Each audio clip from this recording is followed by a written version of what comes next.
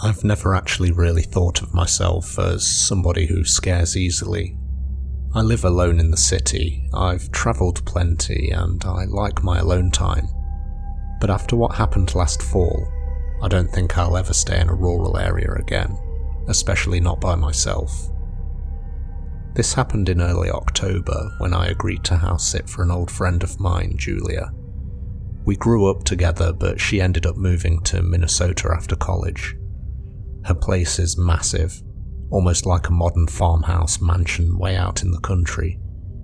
She and her husband were going out of state for a wedding, and they needed somebody to watch the house for a few days, mainly just to bring in packages and check if everything was okay.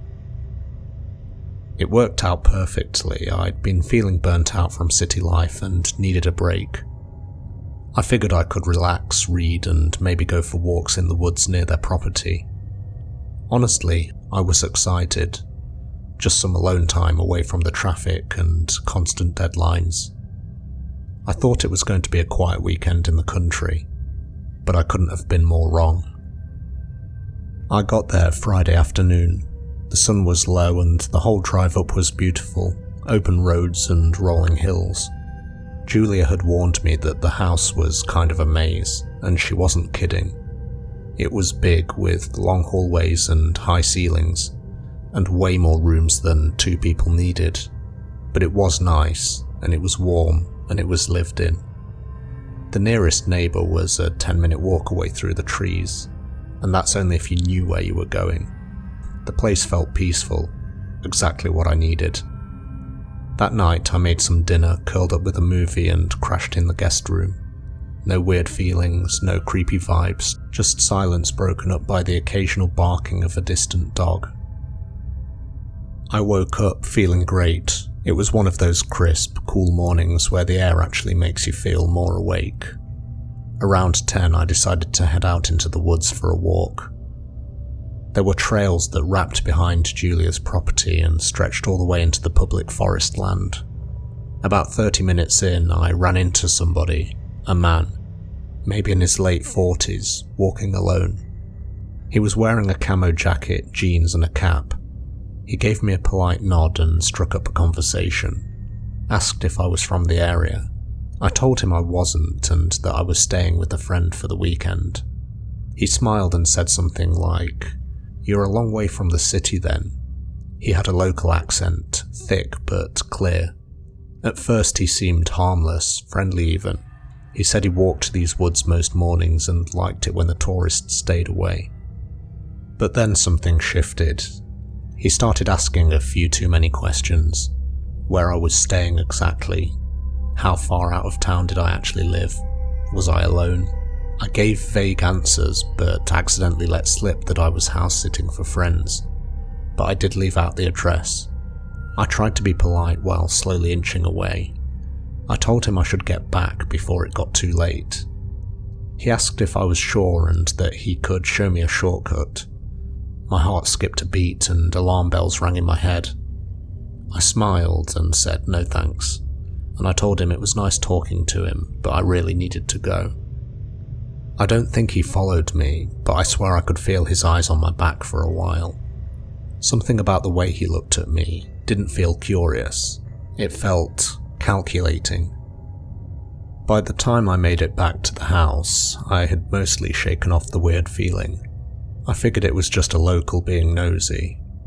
I made dinner and put on another movie and tried to relax. Around 11 I started getting ready for bed. I had most of the lights off except for one in the hallway, and that's when the floodlight on the side of the house flickered on. It was one of those motion sensor ones Julia had pointed out. It lit up the yard like a spotlight, and I froze. I wasn't expecting anyone or anything. There were no deliveries to be made. The woods were pitch black now and the side yard was supposed to be empty. I crept over to the window, and that's when I saw him. A man, half crouched, standing barely in the light. He wasn't moving, just staring at the house, at the window I was behind. My stomach dropped. He wasn't trying to knock or approach the door. He was observing. like he was studying the house. Then, before I could do anything, he moved. Not towards the driveway, not towards the road, he shifted into the shadows and disappeared towards the front of the house, where there were no lights. I backed away fast, my heart was pounding, and I ducked into the side guest room. And that's when I heard it. The sound of somebody trying the front door. A few moments later, I heard glass breaking. Not loud, it was more controlled. Like somebody had broken a window with just enough force to reach through. At this point, I realised something. My phone was upstairs charging, and the landline was in the front hallway. Both would be impossible to reach without being seen. I was trapped in this side room, with nowhere to go. I held my breath, trying to listen. I could feel myself getting fainter by the second. I couldn't believe this was happening. Moments later, I heard heavy footsteps moving through the house, slow, methodical. I could hear doors slowly creaking open, like somebody was checking each room, each hallway. I frantically looked around the room I was in. There was an old upright piano pushed into the corner with some stacked boxes behind it. Just enough space between it and the wall for somebody small like me to squeeze in. As carefully as I could and in as little time as I had, I jumped behind the piano, pressing myself into the corner as tightly as I could. The footsteps were getting closer now, and then, as I lay there crouched behind the piano, I heard the door spring compress. The door swung open. He was in the room. I heard him walk in. His shoes made that slow creaking sound on the wood floor. He wasn't rushing. He was taking his time. He stopped right in the centre of the room. In the silence, I could hear him breathing. I could hear my heartbeat in my ears. I didn't even blink, but in the window facing the outside, I could see a reflection facing me. I couldn't make out details, just a dark shape. I prayed to God that he wasn't looking at me, and that he hadn't seen me from his line of sight. Then, after what felt like an eternity, he turned around and walked out. His steps faded down the hallway. Moments later, I heard the sound of the garage door creaking open. He was on the other side of the house now, entering the garage. This was my only chance. I crawled out, moved fast but quiet across the hallway and up the stairs. They creaked gently under my weight, but I had no choice. Just as I reached the top floor hallway, I heard the garage door open again. He was coming back in. I sprinted into the bedroom as quickly and as quietly as I could and closed the door gently, and locked it just as I heard his step on the first staircase below. I grabbed my phone from the bed and dialed 911 with shaking fingers. The dispatcher stayed on the line and told me that help was on the way. And that's when I heard the doorknob twist. He was trying the door. And that's when I lost it. I panicked and screamed that I had called the police and that they were on their way. There was silence for a second before a low chuckle. A male voice in a thick country accent and tauntingly clear as day let out a whispered chant. "Ollie, ollie, oxen free." By now I was on the verge of a full-blown panic attack. Then came a bang at the door, once, then twice, and then nothing. Thank God it was an old house with thick doors. I literally couldn't breathe as I listened to the footsteps finally retreat down the stairs. He wasn't running, just casually walking. Whoever he was, he knew that it would take a while for the police to arrive. I ran to the window, pulled down the curtain and looked out, but I didn't see anything. The cops arrived maybe 10 minutes later. They searched the house and the property, found the broken window, but no sign of the guy. They stayed a while as I'd packed my stuff. I called Julia and told her everything. She was horrified. I was shaking. I didn't care about staying the rest of the weekend, I just needed to get out of there. I drove straight back to the city that night, with the patrol car following me onto the county line. I don't know who that man was. I don't know if it was the guy from the woods or somebody else entirely. I don't know what would have happened if I hadn't made it to my phone, but I do know this. I'll never stay alone in a house like that again. No matter how peaceful the woods seem, you never really know who's out there.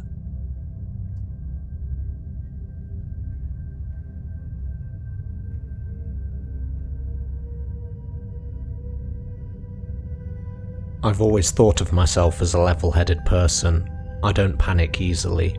I've travelled alone, hiked some rough trails and spent a few nights solo camping in the past. So I'm not saying this lightly when I tell you that what happened to me and my best friend Claire last October was one of the most frightening things I've ever experienced. I'm 26 and I live in Maryland. I work in finance, long days, high pressure, the usual grind.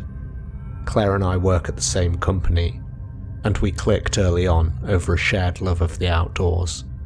We both wanted to get away for a long weekend, just 2 days to unplug and breathe fresh air. Camping was out, we didn't feel like roughing it, but we found a cabin on Airbnb that looked perfect. It was a small, rustic rental listed as Writer's Retreat, just off a lesser travelled stretch of the Appalachian Trail in Virginia. It sat miles from the nearest town, surrounded by nothing but forest. No Wi-Fi, no cell service, no neighbours. That was the appeal. The host's name was Alan. His profile said he lived nearby and the guests could reach him easily by message if anything came up. His photo showed a guy maybe in his 40s with short hair and a ball cap, standing in front of a shed. He looked like somebody's uncle, normal, harmless. After we booked, he messaged us and thanked us for choosing his place and saying that he'd leave the porch light on for us when we arrive. We pulled in just after 9 PM on Friday night. The road to the cabin was narrow and unpaved with tall trees on both sides. There were no other houses, no road signs, no sound except the gravel crunching under our tyres. When we reached the cabin, it was almost completely dark. A single bulb lit the porch, casting a low glow over the faded wood. The trees pressed in on all sides, like the forest was trying to swallow the building. We found the key where Alan said it would be, under a large flat stone near the steps. Inside it was simple but clean. 2 bedrooms, a little kitchen, a fireplace, and a couple of armchairs. There was no TV, just some old books, a stack of firewood, and a map of the local trails thumbtacked to the wall. Claire joked that it felt like the start of a horror movie, and we both laughed. But I think even then something in the back of my mind stirred. That first night we made pasta, opened a bottle of wine, and planned our hike for the next morning. We wanted to get out as early as possible, to explore a few miles of trail, then relax back at the cabin later on that day. It was supposed to be peaceful, but peace was the last thing we got. Looking back, I wish we'd just stayed home. We left around 9 AM in the morning. The air was cool and the forest was quiet in a way that made you aware of every single twig snap and bird call. The trailhead was a short walk from the cabin, marked by a faded wooden sign and a worn dirt path. For the first hour or so, everything was perfect. The trail was narrow but well maintained. Fallen leaves crunched beneath our boots. We passed moss-covered logs and old stone outcroppings and beams of sunlight cutting through the canopy above. It was beautiful.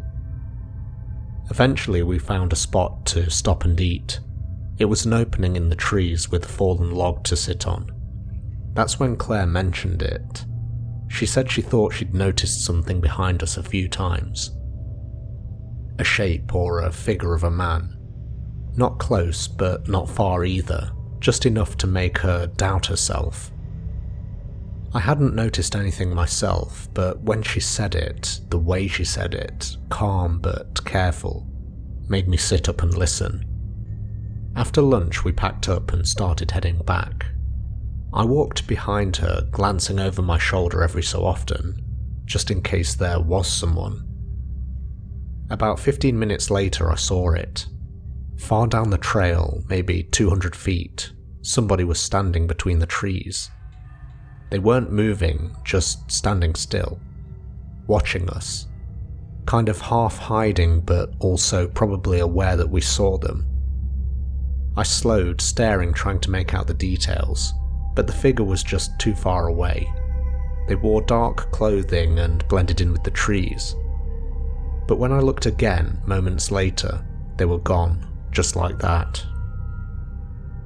Claire must have sensed it too, because she asked if I'd seen the person standing back there.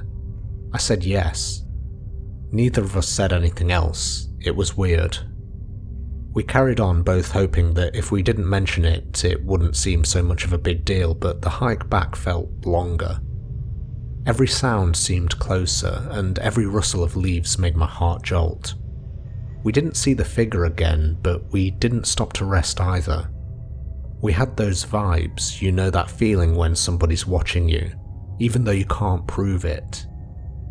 That feeling never went away. When we got back to the cabin, we locked the door and shut all the blinds. We just wanted to be careful. We discussed for hours what to do and who the guy could have been. The next morning we considered leaving. We were supposed to check out around noon on the following day.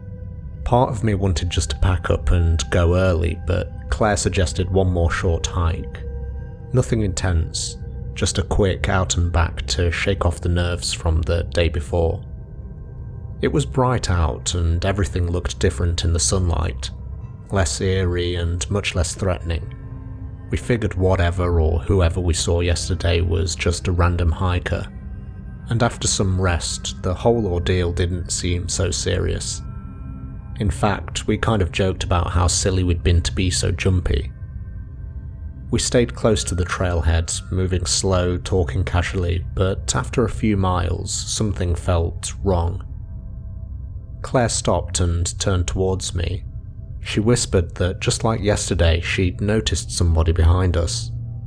For a few moments, we stood still holding our breath. It was a crunch, followed by a pause, then another crunch. It was too blustery to be an animal. Somebody was definitely following us. We sped up to gain some distance, trying not to make it obvious that we were hurrying.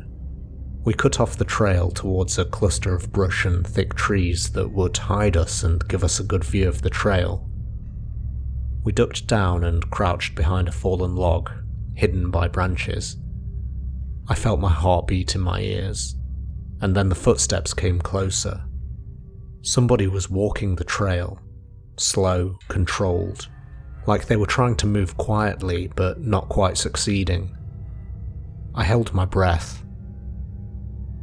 Claire grabbed my wrist, signalled to me and pointed silently to the shape of a figure creeping down in the trail. The figure appeared through the brush. He was kind of lanky, wearing dark green and brown colours, helping him to blend in. My blood ran cold. There was something familiar about the guy. I looked at Claire, staring at this guy. She was trying to figure it out too. At that moment, we worked it out together. His face, we'd seen it before. It was Alan, our Airbnb host. He moved with his head low, like he was scanning the ground, tracking something, presumably us. He paused near to where the trail curved, just 20 or 30 feet from where we were crouched. He looked left, then right, like he was trying to decide which way to go. And for one terrifying moment, he looked directly at us. I squeezed Claire's hand tightly. I thought he saw us, but he didn't.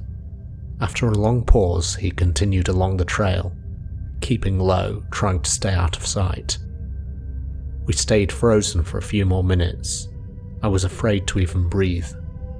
Then we bolted back the way we came, desperate to put as much distance between us and him as possible. Back at the cabin, we didn't speak. We just grabbed our stuff and threw everything into our bags and ran to the car. We didn't check for damage, we didn't lock the door, we just drove. The forest never seemed to end. I kept glancing in the rearview mirror, expecting to see somebody step out into the road behind us, but nobody ever did. Finally, we got service, and my phone buzzed with delayed notifications, and I saw a bunch of messages waiting for me. They were all from Alan. He'd written, "Hey, I notice you left early. Is everything okay? Where are you? Are you in the forest? Do you need some help? Hello? Are you there? Hello? Where are you?" No punctuation, no emojis, no explanation, just that. We didn't reply. I blocked his number and we filed a report with Airbnb. I wrote a review that was honest but vague, just enough to warn others without sounding insane. I said that the host behaved strangely, that we felt unsafe and left early. Airbnb acknowledged the report but never followed up with us. What scares me the most isn't just that he followed us, it's how he knew where to find us. We never told him about our hiking plans, we didn't even leave a note, didn't message him about the trail, and there was no cell service, no map on the table, nothing. And still he was there, silent, following, watching. I don't know what he wanted, and I don't know what might have happened had we not seen him, if we'd kept walking or if we hadn't hidden in time. But I've thought a lot about it since, and I know one thing for sure. I'm never staying in a remote Airbnb again.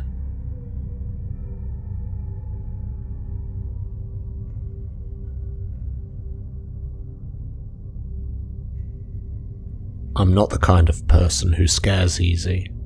I've done solo hikes, backwoods camping, even a few survival courses. I'm not saying I'm invincible, just that I know how to handle myself outdoors. But what happened last spring still messes with me. It was supposed to be a simple weekend camping trip with my best friend Molly. We're both in our mid-20s and live in Oregon. We've been on hiking trips together dozens of times, and this was supposed to be a stress-free two-nighter in one of the national forests about 2 hours from Portland. We parked in a small trailhead lot and hiked about 5 miles before setting up camp in a clearing just off the main path. The weather was perfect. We had the whole area to ourselves, and everything just felt peaceful. For a while at least. There's a lot I don't understand or know about this story, but I do know this. If we hadn't left when we did, if we'd stayed another night, I don't think we would have made it out. We spent the afternoon setting up camp, gathering firewood and just relaxing. Around 10 we turned in for the night. The forest was quiet, there was no wind, no bugs, it was just dead silent. Then somewhere around 2 AM I woke up. I wasn't sure at first why, but then I heard it. I could hear crunching. It was slow and deliberate, like footsteps circling the tent. I turned to Molly and she was already staring at me with her wide eyes. She whispered, "Did you hear that?" We both froze. The steps stopped right outside. Neither of us said a word, we just sat there barely breathing. There was nothing else, no growl, no sniffing, just silence. Then eventually we must have drifted off from sheer exhaustion. When the sun came up, I stepped outside the tent and saw them right away. Muddy footprints pressed into the dirt around our tent, right near the zipper and looping around the camp. They weren't ours. Molly came out and saw it and just went pale. We didn't speak for a minute, but we both knew what it meant. Someone had been out there, walking around our tent in the middle of the night. We talked about it over breakfast, trying to stay calm. Maybe it was just a lost hiker. Maybe somebody else had set up camp nearby and wandered off too far. But deep down we knew that didn't make sense. There had been no other cars at the trailhead, and we'd not seen any other hikers and no signs of nearby camps. We agreed to pack up and move to another spot, somewhere further off trail. We figured if somebody had found our tent, it was better to leave and not risk staying in the same place for another night. Whatever it wasn't random. Whoever this was, they wanted us to know that they were there. We hiked about 2 miles deeper into the woods, then veered off the trail to find a new site. This spot was more secluded, dense trees, no clearings nearby, perfect for hiding out. We set everything up again and tried to relax, but the mood was different now. We both kept looking over our shoulders. After a while, we left the tent to gather some water and explore a little, maybe an hour tops. When we came back, things were missing. Not everything, just little things. My headlamp, one of Molly's protein bars, a pair of socks she'd left nearby her boots, and worse, the tent flap was unclipped, even though we'd zipped it before leaving. It wasn't an animal, nothing out there was torn or chewed, it was precise. Someone had followed us, and that was the moment it hit me. This wasn't over. We hadn't lost them, we'd led them deeper into the forest.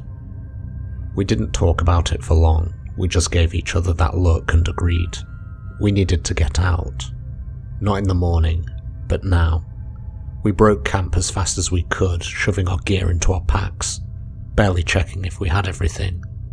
We just wanted to get moving.